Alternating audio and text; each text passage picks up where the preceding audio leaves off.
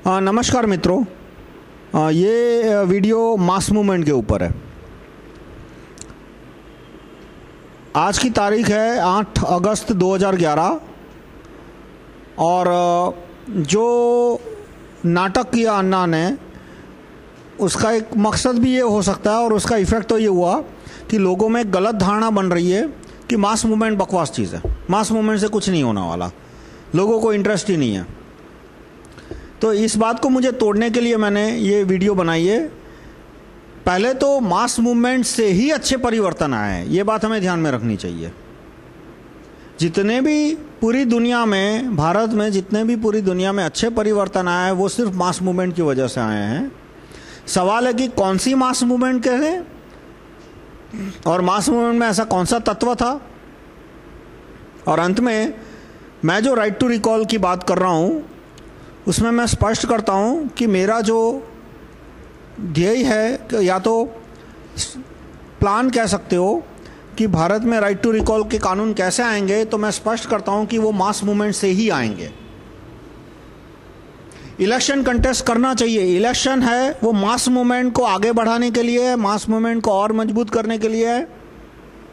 अन्ना की बात अलग है, उन्होंने मास मूवमेंट का उपयोग किया इलेक्शन में वोट बटोरने के लिए।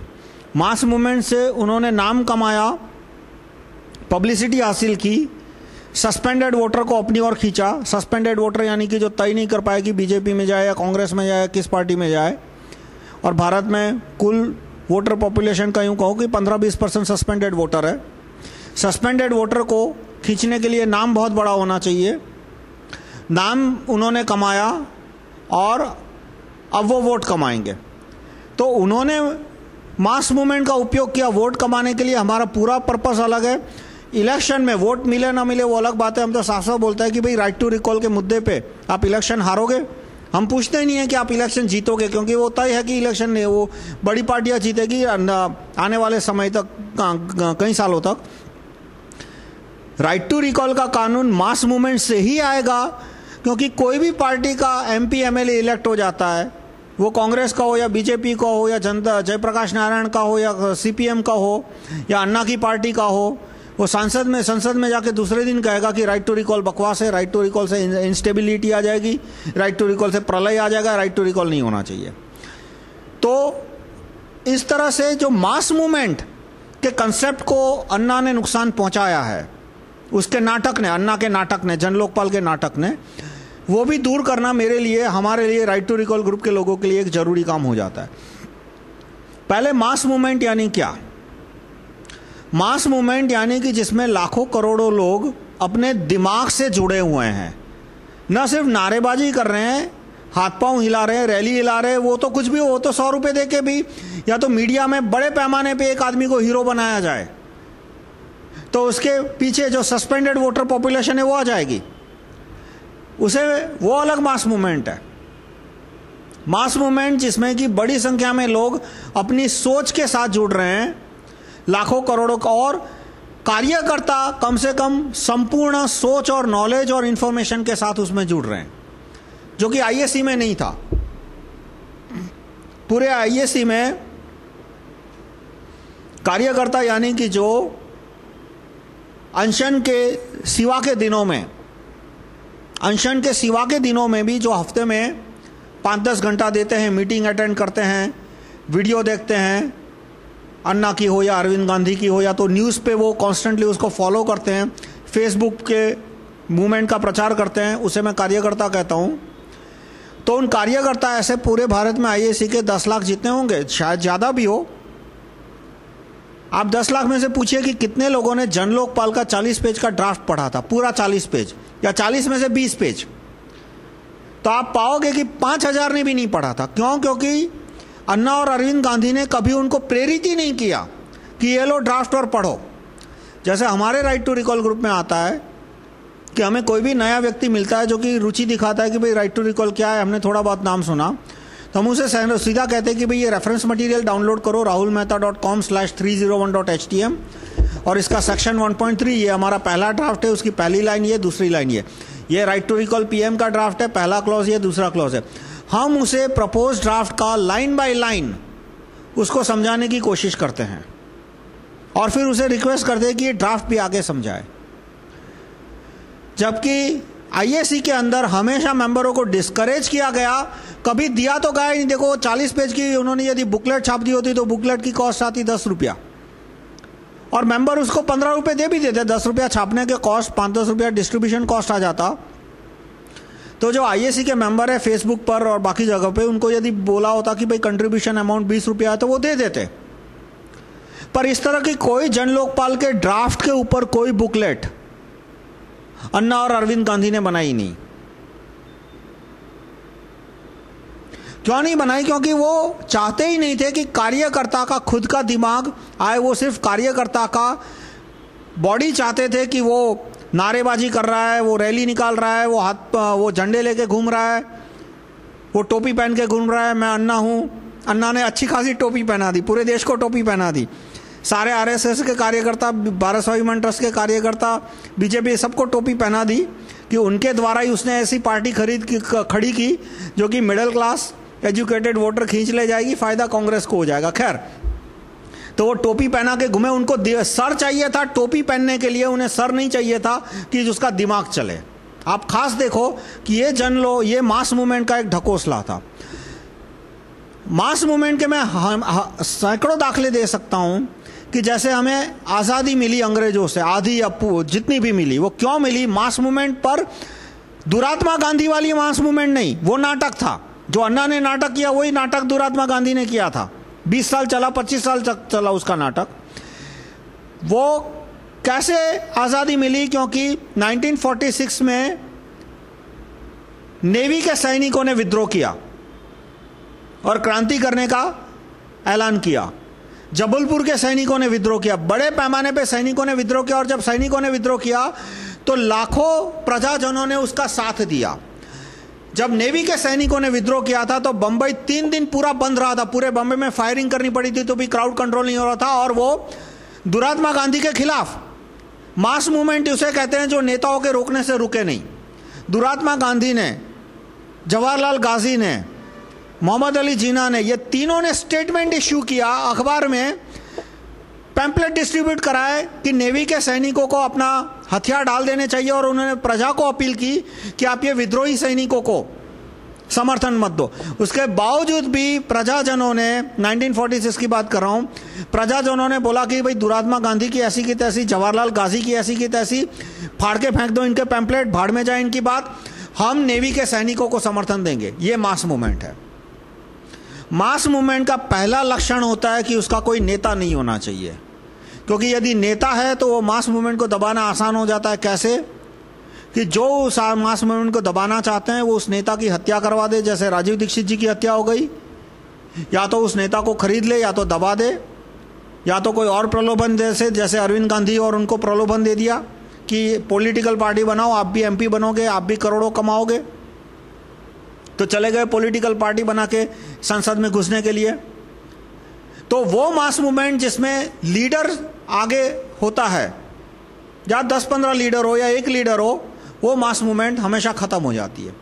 क्योंकि लीडर की एंड में हत्या भी हो सकती है, जैसे लाल बहादुर शास्त्री जी की हत्या हो गई। एक्सीडेंट भी हो सकता है, हार्ट अटैक भी हो सकता है। जैसे कांग्रेस के अंदर जितेंद्र प्रसाद का हार्ट अटैक करवा दिया गया। उसके 3 नेता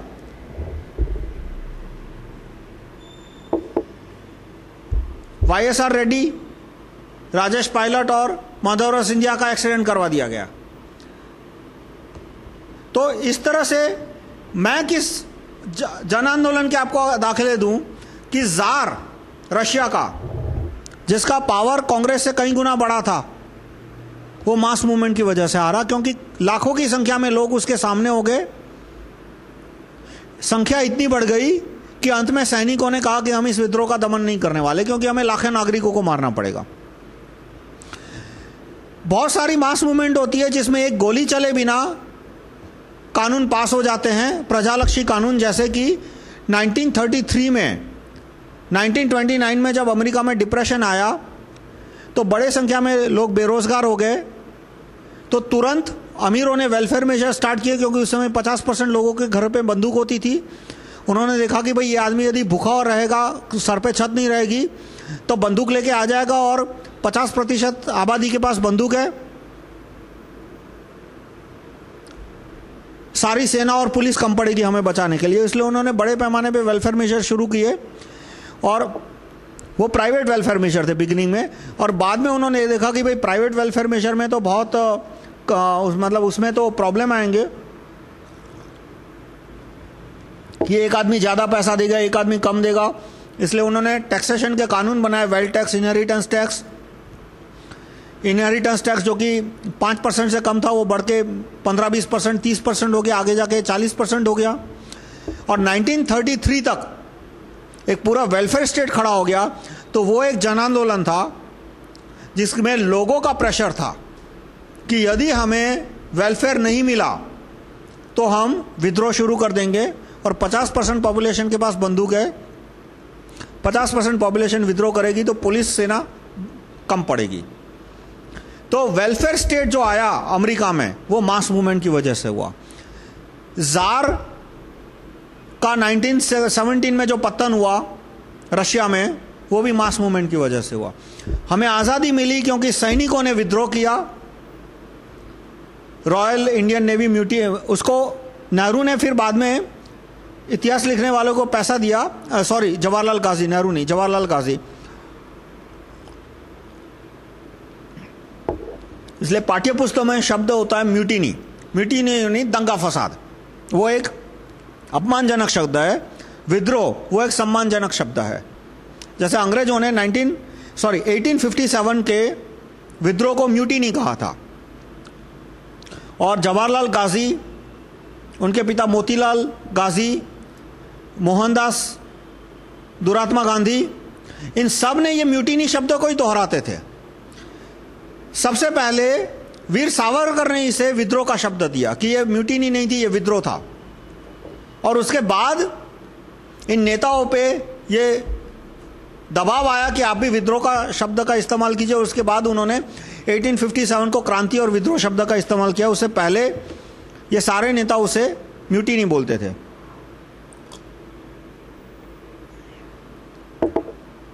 अब जन आंदोलन के और मैं एग्जांपल दूं, 1974 में गुजरात के मुख्यमंत्री चिमनभाई पटेल को रिजाइन करना पड़ा। 1980 में माधव सिंह रिजाइन करने के 1 इंच करीब आ गए थे, आंदोलन टल गया। लेकिन 1984 में जन आंदोलन की वजह से उन्हें रिजाइन करना पड़ा। बहुत दंगे करवाए उन्होंने, बहुत मारकाट करवाई, सोसाइटी की सोसाइटियां जलवा दी, लेकिन आंदोलन दबा नहीं। अंत में उनको रेजिग्नेशन देना पड़ा। 1991 में वीपी सिंह को जाना पड़ा, उसके बेस में जन आंदोलन था, ठीक है। बाद में बीजेपी ने सपोर्ट वापस खींचा और वो सब हुआ। पर जन आंदोलन जो वीपी सिंह के खिलाफ शुरू हुआ, तब बीजेपी ने मौका देखा कि अब हम सपोर्ट वापस खींच लेंगे तो हमें ज़्यादा वोट मिलेंगे, ज़्यादा सीटें मिलेगी। तो बेस में जन आंदोलन था। फिर जन आंदोलन के ऊपर पॉलिटिकल इवेंट होती है और वो भी मैटर करती है, ना मैटर कर ले, लेकिन जन आंदोलन तो मैटर करता ही है। और उसके बाद गुजरात में 1995 में चिमनभाई पटेल के खिलाफ एक और जन आंदोलन शुरू हो सकता था, लेकिन उनके देहांत हो गया। फिर इमरजेंसी, देवी इंदिरा अम्मा ने बहुत बड़ी गलती की इमरजेंसी डाल के। और क्यों इमरजेंसी उठाई? जन आंदोलन की वजह से। कैसे जन आंदोलन की वजह से? कि लाखों की संख्या में युवा कार्यकर्ता विद्रोह पे उतर आए, तो पुलिस ने उन्हें पकड़ के जेल में बंद किया। और एक पॉइंट के बाद पूरे हिंदुस्तान के जो जेलर थे, उन्होंने इंदिरा अम्मा को कहा कि मैडम अब जेल हाउसफुल हो चुके हैं, कैपेसिटी से डबल लोग हम रख रहे हैं, किसी भी दिन जेल टूट सकती है क्योंकि इतने सारे युवा है जेल के अंदर, पुलिस स्टाफ इतना कम है। यदि ये विद्रोह पे उतर आए जेल के अंदर, तो यदि चोर गुंडों बलात्कारियों पे गोलियां चलानी है तो पुलिस का स्टाफ है वो हंस हंस के चला देगा। लेकिन ये युवा कार्यकर्ता है जिनका कोई क्रिमिनल पास नहीं है और इन पे गोली चलाने की नौबत आई तो जो जेल का स्टाफ है वो बहुत डिमोरलाइज हो जाएगा। शायद एक बार करे, 2 बार करे, लेकिन हर बार नहीं करेगा। और जब जेल टूट जाएगी तो कैदियों को रखोगे कहाँ? इसलिए जब बड़ी संख्या में लोग कैदियों, अकेले पंजाब में 1 लाख से ज़्यादा कैदी थे। पूरे हिंदुस्तान की गिनती तो कोई अंदाज लगा सकता है, ऑफिशियल आंकड़े तो शायद अब मिले ना मिले क्योंकि घटना 1977 की है। तो जब बड़ी संख्या में युवा कार्यकर्ताओं ने जेल में जाना शुरू किया विद्रोह करके इंदिरा गांधी के सामने, और तब जेल भर गया, और तब देवी इंदिरा अम्मा ने इमरजेंसी वापस खींची। तो ये भी इमरजेंसी का वापस जाना, वो भी एक मास मूवमेंट का परिणाम था। जो पेड मीडिया एक परसेप्शन खड़ा करना चाहता है, और अन्ना ने इसमें मदद की पेड मीडिया की और मल्टीनेशनल कंपनियों की, कि भाई तुम 75 करोड़ नागरिक सब नपुंसक हो, तुम्हारे से कुछ नहीं होगा। ये 50,000 लाख की संख्या से भी कम जो है नेता, आईएएस अफसर, आईपीएस अफसर, जज, सुप्रीम कोर्ट के, हाई कोर्ट के, लोअर कोर्ट के, उनकी संख्या 50,000 1 लाख से ज्यादा नहीं है। उनके नीचे 10 लाख की सेना है, 15 लाख की पुलिस है, 15 लाख की पैरामिलिट्री फोर्स है। पर वो हर एक सैनिक इनको दमन में साथ नहीं देगा, हर एक कांस्टेबल इनको दमन में पूरा साथ नहीं देगा। चलो एक राउंड में उन्होंने फायरिंग कर दी, 100-200 लोगों को मार दिया, हो सकता है पहले राउंड में, हो सकता है कि वो आईपीएस अफसर की बात मान के 1000-2000 को भून डाले, पर बार बार ये नहीं हो सकता। इसका बहुत बड़ा डिमोरलाइजिंग इफेक्ट आता है, और अधिकतर केस में सेना मना कर देती है। जैसे कि मनमोहन सिंह ने, आईएमएफ एजेंट मनमोहन सिंह ने सेना को आदेश दिया था कि जम्मू में जब दंगे हो रहे थे तो जम्मू के लोगों पे गोलियां चलाओ। तो सैनिकों ने साफ मना कर दिया कि हम गोलियां हवा में चलाएंगे, हम पब्लिक पे नहीं चलाएंगे।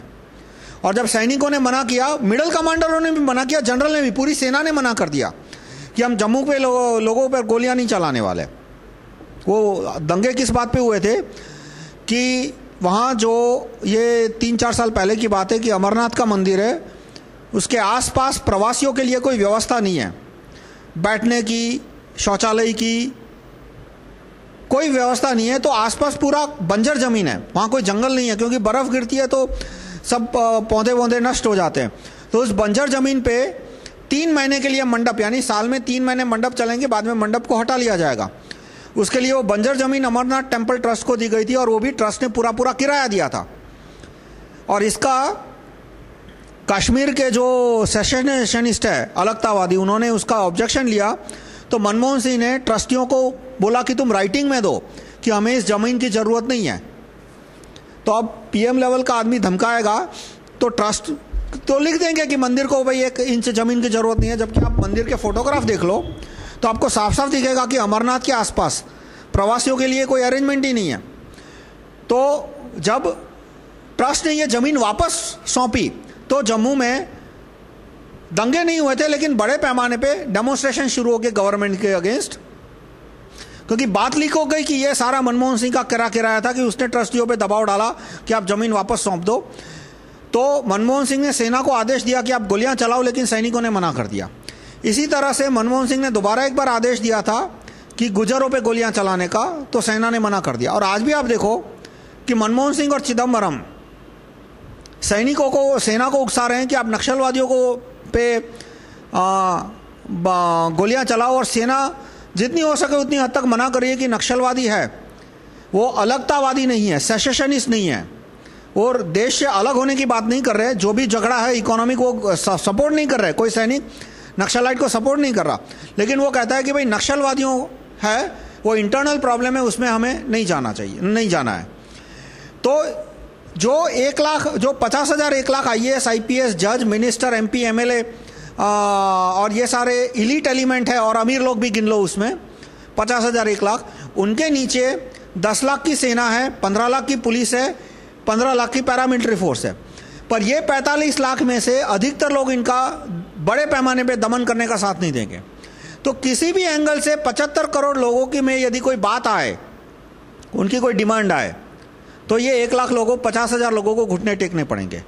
ये मास मूवमेंट जो बकवास का कंसेप्ट बना रहे हैं कि मास मूवमेंट से कुछ नहीं होता, यही सोच मल्टीनेशनल कंपनी और मिशनरी आप एक्टिविस्ट लोगों में डालना चाहती है, और अन्ना और अरविंद गांधी उनकी मदद कर रहे हैं। उन्होंने एक ऐसी मास मूवमेंट खड़ी की कि which was destined to fail, क्योंकि कार्यकर्ताओं को मास मूवमेंट का पर्पस के बारे में कोई इंफॉर्मेशन ही नहीं दी गई थी। वो कहते हैं कि ये मास मूवमेंट जन लोकपाल के कानून के है, तो जन लोकपाल का ड्राफ्ट उन्होंने लाइन बाय लाइन एक्सप्लेन क्यों नहीं किया, ताकि कार्यकर्ता उसे पब्लिक में एक्सप्लेन करके और कार्यकर्ताओं को ले सके और नागरिकों को जोड़ सके। क्योंकि वो ड्राफ्ट ही इतना खराब था कि यदि वो कार्यकर्ताओं को लाइन बाय लाइन एक्सप्लेन करते तो कार्यकर्ता ही मूवमेंट छोड़ के चले जाते कि भाई ये तो बकवास चीज है, इससे तो मल्टीनेशनल कंपनी और मिशनरी और स्ट्रांग हो जाएंगे देश में। इसलिए उन्होंने ड्राफ्ट कार्यकर्ताओं को समझाया नहीं। तो मास मूवमेंट के 2-3 एंगल मैं आपको बताता हूं। पहले मैं अपनी मास मूवमेंट को डिस्क्राइब करूं, वो है अहिंसा मूर्ति Mahatma Udham Singh centric draft led activist guided mass movement. अब ये पूरा लंबा चौड़ा वाक्य हो गया, लेकिन एक एक शब्द इसका इंपॉर्टेंट है। पहले मूवमेंट के सेंटर में क्या है? अहिंसा मूर्ति महात्मा उधम सिंह। महात्मा उधम सिंह कौन? मैं रिक्वेस्ट करूंगा कि आप गूगल कीजिए। इतिहास में सबसे ज्यादा अहिंसक व्यक्ति, सबसे कम हिंसक या सबसे ज्यादा अहिंसक व्यक्ति जो मुझे वो मिले महात्मा उधम सिंह, और इसलिए मैं उन्हें अहिंसा मूर्ति महात्मा उधम सिंह कहता हूं। और उधम सिंह शब्द के 2 अर्थ है। एक तो उधम सिंह, जिन्हें हम उधम सिंह मतलब जो आप गूगल करोगे तो जो व्यक्ति के नाम वगैरह आपके सामने आएंगे, और दूसरा वो व्यक्ति जिसमें उधम सिंह का अंश है। आप भगत सिंह, चंद्रशेखर आजाद, सुभाष चंद्र बोस, आप सबको स्टडी करोगे तो आपको दिखेगा कि हर एक व्यक्ति में महात्मा उधम सिंह का अंश था। उन्होंने समय और परिस्थिति समय और परिस्थिति के अनुसार एक्शन अलग अलग लिया, या उनकी सोच के अनुसार, उनके परसेप्शन के मुताबिक उन्होंने एक्शन थोड़ा ठीक लिया, गलत लिया, अलग अलग लिया, लेकिन उनमें महात्मा उधम सिंह का अंश था। और वो अहिंसक व्यक्ति है, दुरात्मा गांधी की तरह हिंसक नहीं है, गांधीवादी है, उनको एड मिलती है गवर्नमेंट की ओर से, इसलिए वो दुरात्मा गांधी को अहिंसक कहते हैं और अहिंसा मूर्ति महात्मा उधम सिंह को वो हिंसक व्यक्ति कहते हैं। यहां तक कि दुरात्मा गांधी ने उधम सिंह के बारे में और मदन लाल धिंगरा के बारे में कहा था कि ये पागल आदमी है। ऐसा दुरात्मा गांधी ने कहा था। वो पागल आदमी नहीं है, बहुत बुद्धिमान व्यक्ति ही उधम सिंह बन सकता है। संत व्यक्ति ही उधम सिंह बनता है जिसमें लालच ना हो किसी प्रकार का, जिसमें किसी प्रकार का भय ना हो, जो प्रजा के लिए काम करना चाहता है, वही व्यक्ति उधम सिंह है, वही व्यक्ति उधम सिंह बन सकता है। तो आंदोलन में, जन आंदोलन में पहले होना चाहिए, तत्व होना चाहिए, वो है अपील टू अहिंसा मूर्ति महात्मा उधम सिंह, जो कि जन लोकपाल की मूवमेंट में कहीं नहीं था। यहां तक कि उन्होंने अपने पोस्टर में उधम सिंह का फोटो भी नहीं आने दिया। आप देखिए उनके पीछे के पोस्टर पे कौन है? दुरात्मा गांधी। उन्होंने पोस्टर के ऊपर राष्ट्रपिता महात्मा सुभाष चंद्र बोस का फोटो नहीं आने दिया। उनके पोस्टर पे आपको महात्मा भगत सिंह के फोटो नहीं दिखेंगे। वो 27 जुलाई के अनशन में उन्होंने डालना शुरू किया, लेकिन 15 अगस्त का जो अनशन था, 15 अगस्त के अनशन में, 15 अगस्त 2011 में जो बैनर था पीछे, उसमें देखिए, उसमें सिर्फ दुरात्मा गांधी का फोटो है, उसमें कहीं भी महात्मा उधम सिंह का फोटो नहीं है, राष्ट्रपिता महात्मा सुभाष चंद्र बोस का फोटो नहीं है, महात्मा भगत सिंह का फोटो नहीं है, महात्मा चंद्रशेखर आजाद किसी का फोटो नहीं है। तो मास मूवमेंट में पहला इंग्रेडिएंट क्या होना चाहिए? अपील टू महात्मा उधम सिंह। उसके बाद ड्राफ्ट लेड, यानी कि उसका लीडर ड्राफ्ट होना चाहिए, व्यक्ति नहीं होना चाहिए। ड्राफ्ट यानी क्या? यानी एक ऐसी प्रपोजल जो कि किसी व्यक्ति ने लिखी हो, किसने लिखी हो वो बात इंपॉर्टेंट नहीं है, पर वो प्रपोजल पूरी लिखित है, यानी लिखने के बाद उस व्यक्ति का कंट्रोल नहीं है कि वो उसे आपकी मर्जी के बिना बदल सके। जैसे कि, और आपके उसको समझाने के लिए, उसको डिस्क्राइब करने के लिए उस व्यक्ति की जरूरत नहीं है। जैसे कि पाइथागोरस ने पाइथागोरस थ्योरम ढूंढा। वैसे पाइथागोरस थ्योरम उससे पहले भारत के गणितज्ञों ने ढूंढा था, पर उस मुद्दे में अभी मैं नहीं जाऊंगा। मान लो कि पाइथागोरस ने पाइथागोरस थ्योरम ढूंढा, उसने एक्सप्लेन किया, तो आप पाइथागोरस थ्योरम समझने के लिए आपको पाइथागोरस की जरूरत नहीं है। और कल यदि कह दे पाइथागोरस की a² + b² is not equal to c², तो आपकी मर्जी के बिना वो झूठ आपके दिमाग में नहीं डाल सकता, और वो झूठ आपके दिमाग में जाएगा ही नहीं। यानी कि पाइथागोरस ने पाइथागोरस थ्योरम डिस्कवर किया, लेकिन अब पाइथागोरस थ्योरम अपने पांव पे खड़ा है, उसको समझने के लिए, समझाने के लिए, लेजिटिमेसी देने के लिए अब पाइथागोरस की जरूरत नहीं है। तो मास मूवमेंट का ये इंग्रेडिएंट होना चाहिए कि वो ड्राफ्ट लेड हो, यानी कि एक लिखित प्रपोजल है कि हमें ये सरकार में परिवर्तन चाहिए, और वो लिखने के बाद जिस व्यक्ति ने वो लिखा उसका स्थान एक लेखक से ज्यादा नहीं है, उसकी बार बार उस ड्राफ्ट को अर्थ देने के लिए, आगे बढ़ाने के लिए, मूवमेंट देने के लिए उसकी जरूरत नहीं होनी चाहिए। और एक्टिविस्ट गाइडेड, यानी कि वो नेता के कंट्रोल में नहीं है, एक्टिविस्ट के कंट्रोल में। नेता और एक्टिविस्ट में फर्क क्या है कि नेता के अंडर में करोड़ों लोग होते हैं, एक्टिविस्ट के अंडर में 100-200 लोग होते हैं। इसका मतलब कि यदि मास मूवमेंट में 1 करोड़, 2 करोड़, 5 करोड़ लोग हैं, तो ऑटोमेटिकली लाख, 2 लाख, 5 लाख एक्टिविस्ट भी है, और हर एक एक्टिविस्ट है वो 100-200 सिटीजन को गाइड कर रहा है, लीड नहीं कर रहा, क्योंकि उसके पास ना उतना पैसा है ना उतना मीडिया है कि वो उनको लीड कर सके। वो सिर्फ उन्हें गाइड कर सकता है कि भाई ये कानून है, इस कानून से ये फायदा होगा नागरिकों को, इस कानून से ये नुकसान जो हो रहा है वो नुकसान होना कम हो जाएगा। यानी एक्टिविस्ट उसे सिर्फ गाइड कर रहे हैं, लीड नहीं कर रहे हैं। और वो मास मूवमेंट यानी कि बड़ी संख्या में लोग इसमें आ रहे हैं। लोग इसमें कब आएंगे, एक्टिविस्ट इसमें कब आएंगे? पहले उस ड्राफ्ट में दम होना चाहिए, उस ड्राफ्ट में एक बात होनी चाहिए कि एक्टिविस्ट को लगे कि हाँ इसमें भारत का भला है, इसमें भारत के नागरिकों का भला है, इससे भारत के नागरिकों की जो अभी मल्टीनेशनल कंपनियों की और मिशनरियों की जो दादागिरी है देश में वो कम होगी, इससे भारत में भ्रष्टाचार कम होगा, भारत में विज्ञान और गणित के क्षेत्र में तरक्की होगी, भारत में हथियार बनाने के कारखाने नहीं है, ऐसे कानून आए तो भारत में हथियार बनाने के कारखाने बढ़ेंगे, करोड़ों की संख्या में बांग्लादेशी घुसपैठी गिर रहे हैं, भाई ऐसे कानून यदि बनते हैं तो बांग्लादेशी घुसपैठिए घुसने बंद होंगे, जो घुसपैठिए घुस चुके हैं उनको निकाल के भगाने में हमें मुमकिन बनेगा। तो आप देखिए कि जन लोकपाल में इसमें से एक भी इंग्रेडिएंट नहीं था। एक्टिविस्ट पूछते थे कि जन लोकपाल करप्ट हो गया तो क्या, तो कि चुप कर, सवाल पूछना बंद कर, पॉजिटिव एटीट्यूड रख, नेगेटिव क्वेश्चन नहीं पूछना है। भाई राइट टू रिकॉल जन लोकपाल क्यों नहीं होना चाहिए कि ये बात अगले जन्म में करेंगे, इस जन्म में जन लोकपाल पे फोकस करो, पहले जन लोकपाल पास हो जाने दो, बाद में राइट टू रिकॉल। मतलब एक्टिविस्ट को हर एक बात पे दबाया जाता था उनके प्रश्न का, और फिर एक्टिविस्ट भी पब्लिक के सामने ये करते थे, क्योंकि उनके पास तो सवाल के जवाब होते नहीं थे, तो पब्लिक भी पूछती थी कि भाई आपके जवाब जन लोकपाल करप्ट हो गए तो क्या, तो एक्टिविस्ट भी बोलते थे कि सवाल पूछना बंद करो, तो लोग उनकी मीटिंग छोड़ के चले जाते थे। जबकि यदि किसी व्यक्ति को मास मूवमेंट खड़ी करने में इंटरेस्ट है तो वो कभी किसी सवाल को नकारेगा नहीं। आप देखो दुरात्मा गांधी भी हमेशा सवाल को दबाने का प्रयत्न करते थे। क्यों उन्होंने संत होने का ढकोसला और नाटक शुरू किया, सफेद कपड़े और छोटे से कपड़े, और साथ में अब दुरात्मा गांधी की कोई भी तस्वीर देख लो, वो एक सादा कपड़ा पहन के घूम रहे हैं और उनके आसपास एक भी आदमी को सादा कपड़ा पहनने की छूट नहीं थी। एक बिल्कुल चद्दर ओढ़ के और लंगोट और चद्दर मतलब वगैरह एक बिल्कुल प्लेन क्लॉथ में वो चलते थे ताकि वो उभर के आए, और बाकी हर एक आदमी को ऑर्डर दिया जाता कि आप अच्छे बनाए हुए कुर्ते पजामे पहनोगे। एक बार उनका अनुकरण करने के लिए बहुत सारे कार्यकर्ताओं ने भी उनके जैसे वस्त्र पहने, तो दुरात्मा गांधी ने सबको भगा दिया और बोला कि सब कुर्ता पजामा पहन के आओ, सिर्फ मैं अकेला इस तरह से अच्छे कपड़े पहनूंगा ताकि मैं उभर के आऊँ और लोगों में मेरी एक महात्मा की छाप खड़ी हो सके। उन्होंने अपनी महात्मा की छाप इसलिए बनाई ताकि सवाल को दबाया जा सके।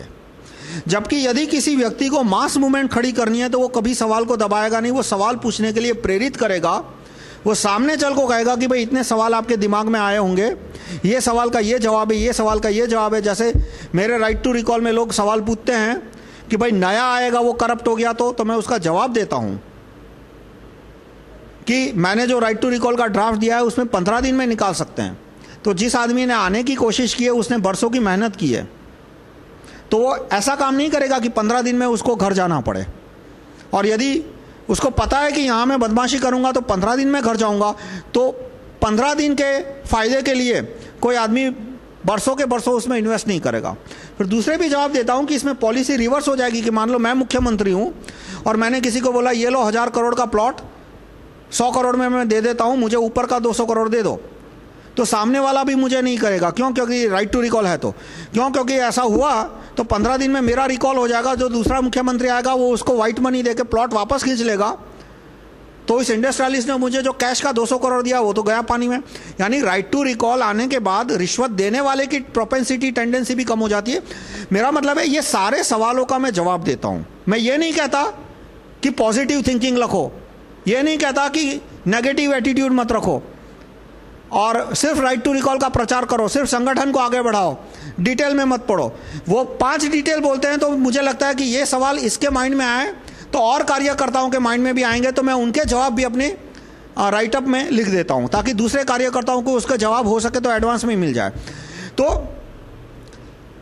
मैं फिर से कहूंगा कि मास मूवमेंट सक्सेसफुल हो सकती है, और जो प्रजालक्षी काम यदि हमें करना है, स्वदेशी मल्टीनेशनल कंपनियों और मिशनरियों का कुप्रभाव खत्म करना, बांग्लादेशियों घुसपैठियों को भगाना, भारत की सेना को मजबूत करना, गरीबी कम करना, गणित और विज्ञान का शिक्षण बनाना, हथियार बनाने की फैक्ट्रियां डालना, भारत में कम से कम जितने चीन के पास न्यूक्लियर एटम बॉम्ब है उतने एटम बॉम्ब भारत में बनाना।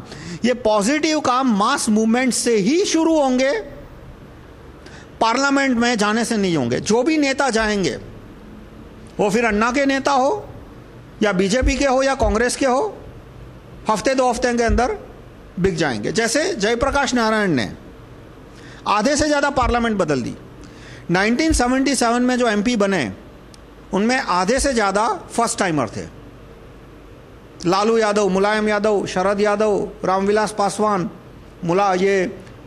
नीतीश कुमार, ये सारे जयप्रकाश नारायण के आंदोलन के, जयप्रकाश नारायण के उन्हें विद्यार्थी कहा जाता था, जयप्रकाश नारायण के चेले।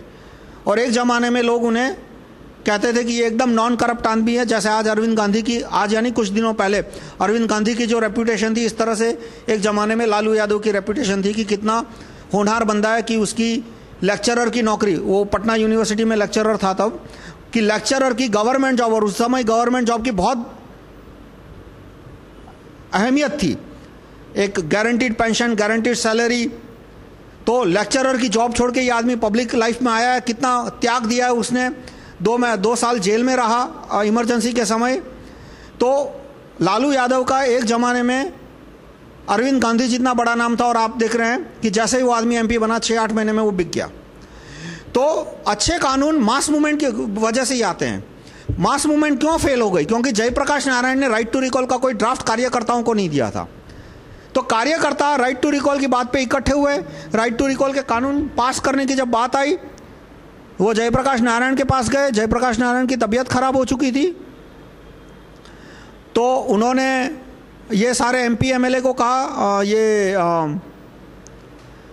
नीतीश कुमार, लालू यादव, मोरारजी देसाई, कि भाई राइट टू रिकॉल का कानून बनाओ। तो सबने मना कर दिया कि ये बकवास चीज़ है, राइट टू रिकॉल का कानून नहीं होना चाहिए।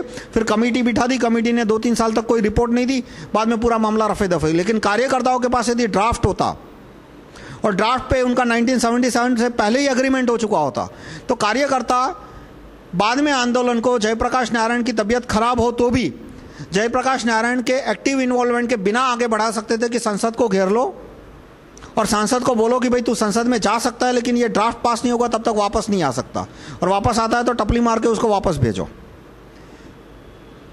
तो यदि 5 लाख युवा संसद को घेर लेते तो मोरारजी को पूरी जिंदगी चले उतना सप्लाई उसका इकट्ठा हो जाता। जो मोरारजी तेवर दिखाता कि राइट टू रिकॉल का कानून पास नहीं होता, जब 5 लाख युवा संसद को घेर लेते तो 1 घंटे में इतना सप्लाई इकट्ठा हो जाता कि उसकी पूरी जिंदगी चल जाता वो। और राइट टू रिकॉल का कानून 97 में पास हो जाता यदि उनके पास ड्राफ्ट होता तो। लेकिन ड्राफ्ट नहीं था कार्यकर्ताओं के पास, उसके लिए पूरी मूवमेंट रफा दफा हो गई। तो मैं कार्यकर्ताओं से रिक्वेस्ट करूंगा कि इलेक्शन अपने आप में इलेक्शन एक होपलेस चीज है, क्योंकि जो चुन के आएगा वो उतना ही कमीना हो जाएगा जितने आज है। जो चुन के आएगा, यानी यदि आप 500 के 500 एमपी बदल दोगे तो सारे के सारे नहीं तो 90-95% उतने ही कमीने हो जाएंगे जितने आज है। तो बाकी 5% अच्छे रहे तो भी आप क्या उखाड़ लोगे? आप कहोगे कि चलो एक अच्छे आदमी को पीएम बना दोगे। पहले तो यदि 95% एमपी कमीने हो गए तो अच्छा आदमी पीएम बनेगा कैसे? और बन भी गया तो वो काम कैसे कर पाएगा?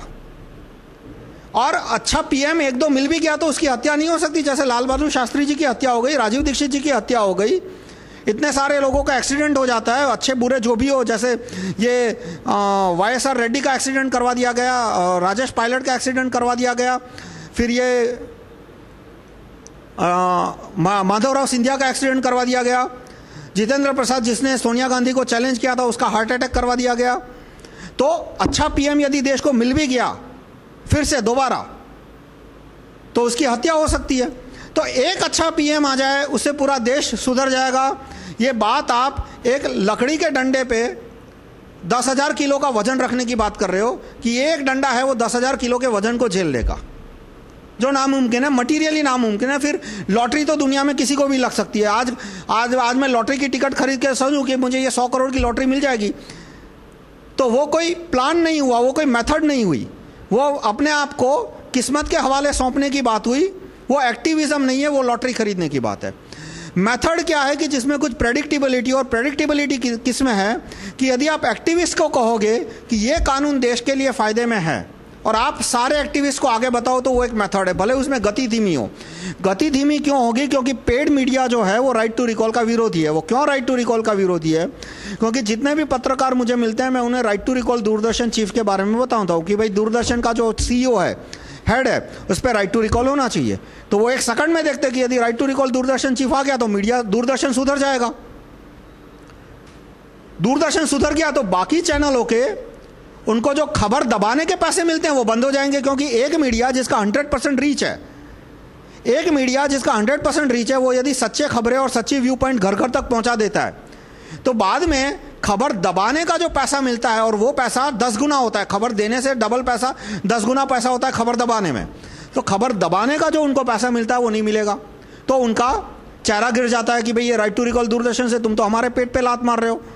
मैंने कहा भाई तुम्हारा जो बुरा धंधा है, जो खबर दबाने का तुमको पैसा मिलता है, मैं उस पर लात मार रहा हूं। तुम जो खबर फैलाने का काम कर रहे हो वो तो दूरदर्शन आएगा तो भी चलता रहेगा, लेकिन उनका इनकम उनको कम होती दिखती है, इसलिए वो right to recall Doordarshan chief का विरोधी हो जाते हैं और फिर वो पूरे राइट टू रिकॉल के दरकिनार कर देते हैं। नहीं, सारे पत्रकार नहीं, 2-3 पत्रकार इसको, 2-3% पत्रकार राइट टू रिकॉल को सपोर्ट करते हैं, पर फिर उनके मालिक उनको मना कर देते हैं। वो जब अखबार में, उनके प्रेस में या अखबार में जाते हैं कि भाई ये राइट टू रिकॉल को हमें सपोर्ट करना चाहिए, तो उनका मालिक मना कर देता है कि भाई मैंने इसलिए तेरे को नौकरी पे लिखा था कि तू पब्लिक की बात कर, तू ऐसा काम कर कि जिससे मुझे भी थोड़ा पैसा मिले। तो भले प्रचार धीमा हो, पर activist to activist to activist ये जो है वो प्रचार साउंड है। तो अंत में मैं फिर से कहूंगा कि जन लोकपाल की मूवमेंट फेल हुई क्योंकि अरविंद गांधी और अन्ना मल्टीनेशनल कंपनी के आदमी थे, फोर्ड फाउंडेशन के आदमी थे, मिशनरी के आदमी थे। वो चाहते थे कि लोगों में ऐसी मान्यता खड़ी हो कि मास मूवमेंट ढकोसला है, यानी कि आप लोगों से कुछ नहीं होने वाला, बस आप नेता को ऊपर उठा के घूमिए, उनके चुनाव में प्रचार कीजिए, वो नेता ही आपको तार कर सकता है। मतलब वो एक्टिविस्ट को अपने चुनाव का प्रचार का यंत्र बनाना चाहते थे, ये उनकी मंशा थी। इसलिए उन्होंने मास मूवमेंट को फेल कैसे करवा दिया कि एक तो जन लोकपाल जैसा घटिया कानून उन्होंने सामने रखा कि जिसमें राइट टू रिकॉल जन लोकपाल नहीं है, जूरी सिस्टम नहीं है, ट्रांसपेरेंट कंप्लेंट फाइलिंग भी नहीं है, बस 11 आदमी ऊपर आ जाएंगे, देश का पूरा भ्रष्टाचार दूर कर देंगे। और वो 11 आदमी भ्रष्टाचारी हो गए तो कि जाओ सुप्रीम कोर्ट में कंप्लेन करो। भाई सुप्रीम कोर्ट में पांव रखने की कीमत 5 लाख है, और सुप्रीम कोर्ट का जज जजमेंट कब देगा? आपका सबको फांसी देने के लिए जो जज 1.5 साल लगा सकता है, वो जन लोकपाल को क्या 1 साल में जजमेंट देगा? इसलिए ये कानून एक्टिविस्ट को पसंद ही नहीं आया, और इसलिए उन्होंने एक्टिविस्ट को ये कानून समझाया ही नहीं line by line, clause by clause. और इसलिए ये मूवमेंट कभी लॉ सेंट्रिक मूवमेंट नहीं बनी, वो एक इमेज सेंट्रिक मूवमेंट थी कि अन्ना अन्ना अन्ना अन्ना का पोस्टर लेके घूमते रहो, अन्ना की टोपी पहन के घूमते रहो। और इस तरह से एक अरविंद अन्ना और बाद में अरविंद गांधी। मैं जो मास मूवमेंट कर रहा हूं, मैं फिर से दोहराऊं, उसका एक एक शब्द ध्यान रखिए। एक तो महात्मा उधम सिंह सेंट्रिक, यानी जो एक्टिविस्ट है, जो प्रजाजन इसमें शामिल हो रहा है, उसे महात्मा उधम सिंह को आह्वान करना है कि वो इस मास मूवमेंट को सफल बनाए। ये बहुत जरूरी है महात्मा उधम सिंह को कहना।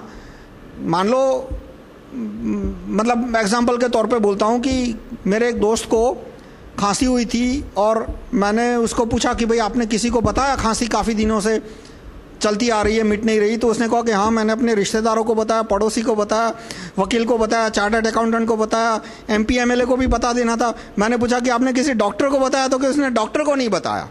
मतलब भाई आपको कोई बीमारी हो तो आप रिश्तेदारों को बताओ, पड़ोसी को बताओ, चार्टर्ड अकाउंटेंट को बताओ, वकील को बताओ, MP MLA को बताओ, जर्नलिस्ट को बताओ, जिसको बताना है बताओ, लेकिन डॉक्टर को नहीं बताओगे तो आपकी दवाई का इलाज कैसे होगा?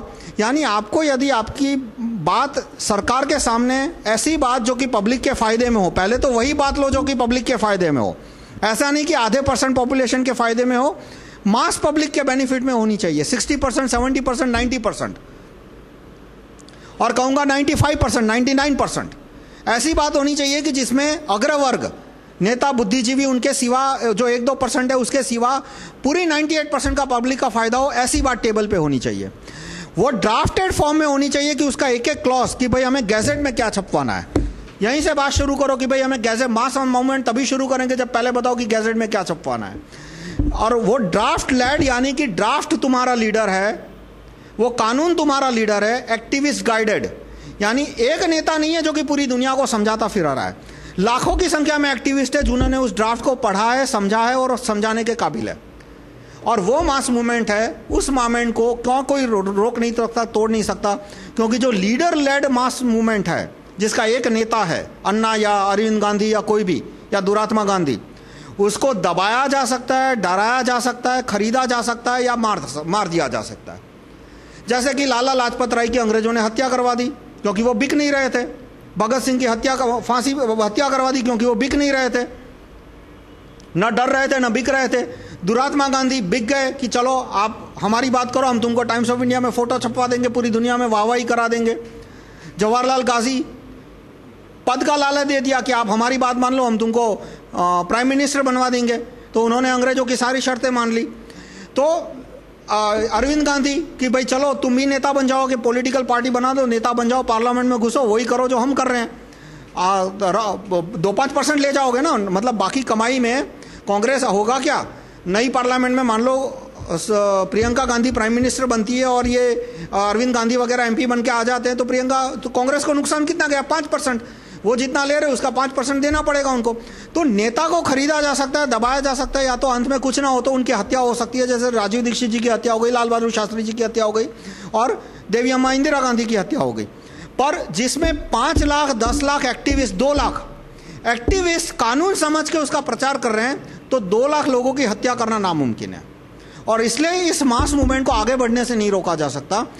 तो अंत में मैं कहूँगा जन लोकपाल मास मूवमेंट थी ही नहीं, वो एक मीडिया प्रोजेक्शन था, वो असफल हुई। उसका मतलब ये नहीं है कि मास मूवमेंट का कंसेप्ट बकवास है। दुनिया में जितने अच्छे परिवर्तन आए वो सिर्फ मास मूवमेंट की वजह से आए। और राइट टू रिकॉल के लिए मैं किस प्रकार का मास मूवमेंट दे रहा हूँ, महात्मा Udham Singh centric, draft leader हो उसका, एक्टिविस्ट का गाइडेंस हो, यानी कि लाखों की संख्या में एक्टिविस्ट ने वो कानून पढ़ा है, समझा है और वो लोगों को समझा रहे हैं, और उस प्रकार की मास मूवमेंट है। तो उसको मल्टीनेशनल कंपनियां, कांग्रेस, मिशनरी उसको रोक नहीं पाएंगे। ये mass movement right to recall, MRCM, jury system, ये से और एक कानून देश में ला सकती है। धन्यवाद।